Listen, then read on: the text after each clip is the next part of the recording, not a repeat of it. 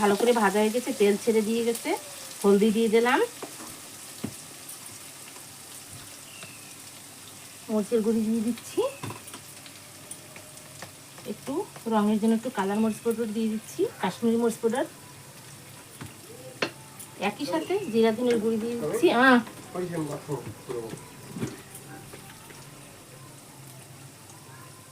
লবণ দিয়ে দিচ্ছি, দিয়ে মশলা একটু ভালো করে ভেজে নেব। মশলা ভালো করে ভাজা হয়ে গেছে, এখন সেদ্ধ করা আলু আর মটর দিয়ে দিচ্ছি।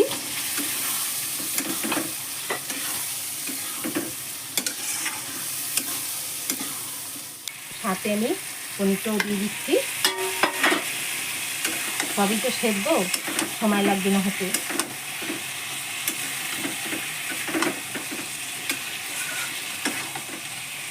বন্ধুরা, সকালবেলা যে এতই ব্যস্ত থাকি না, ভালোভাবে কোনো কিছু করতে পারি না, কেন ছোটো একটা নাতি আছে সাথে, ওকে ধরতে হয়।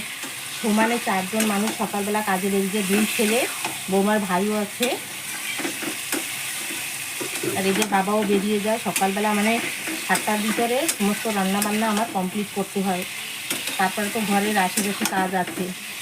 এটা ভালো করে মশলা দিয়ে ভাজা হয়ে গেছে, এখন দুধ ঢেলে দিচ্ছি।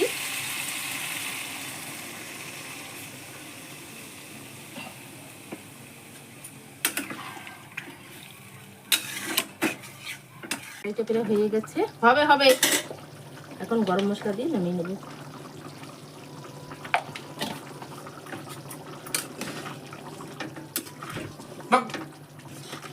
দেখুন, রুটি খাওয়ার জন্য বেশ ভালোই হয়েছে।